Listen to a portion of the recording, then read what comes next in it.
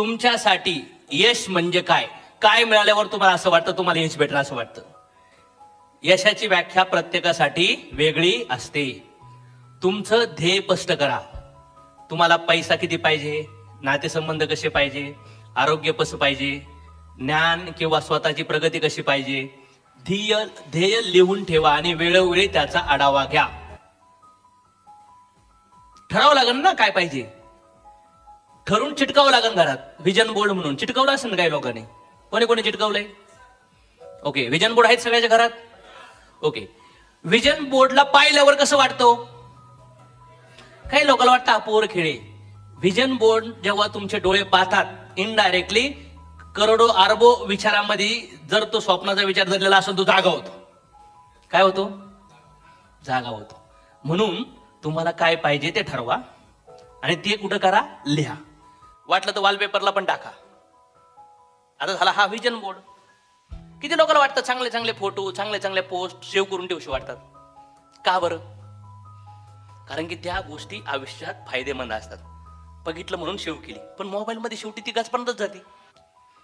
पण मग जे तुम्हाला की पॉइंट वाटतात की सकाळी उठल्यापासून तर संध्याकाळी झोपेपर्यंत तुम्हाला कुठल्या कुठल्या गोष्टी तुम्हाला असं वाटतं घरात डिसिप्लिन आणलं पाहिजे, ठरवा, लिहून टाका. ह्या टायमिंगला उठायचंय, ह्या टायमिंगला आपला ब्रेकफास्ट असन, ह्या टायमिंगला आपला डिनर असन, ह्या टायमिंगला आपल्याला झोपायचं.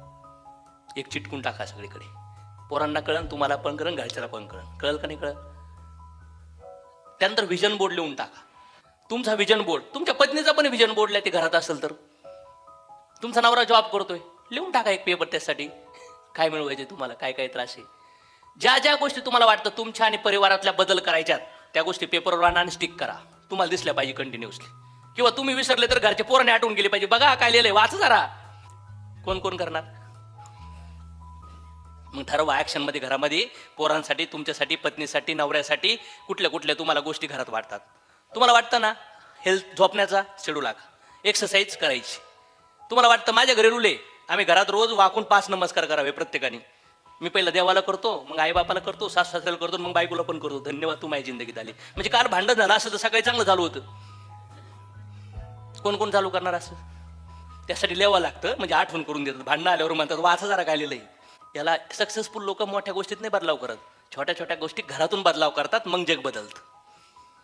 बघा इथं काय सांगितलंय, the pain of staying where you are and the pain of growth. तुम्ही जिथं आहात तिथं पण त्रास आहे, तो भोगा. त्या परिस्थितीचा सामना करत करत भोगा. आयदर त्याला बदलण्यासाठी होणारा त्रास भोगा.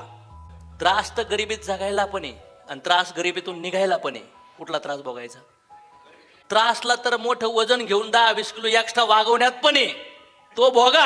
नाही तर कमी करण्यासाठी संघर्ष घ्या. काय वाटतं? चॅलेंज तर दोन्ही ठिकाणी आहेत. चॅलेंज असं नाहीये जिथं आहात त्याच्यासोबत राहायला पण त्रास आहे आणि त्याच्यातून निघायला पण त्रास आहे. कुठलं बेटर आहे? निघण्यासाठी पण त्रास आहे आणि राहण्यासाठी पण. मी ठरवलं राहण्याचा त्रास नाही, मला निघण्याचा त्रास सहन करायचा. त्रास तर आहेच. गरीबी में जिंदगी जीना भी तकलीफ वाला है और गरीबी से निकलने वाला भी तकलीफ वाला है. चॉइस आपकी है, आपको क्या करना है. पोटेंशियल अनलॉक करण्यासाठी दुसरा मुद्दा आहे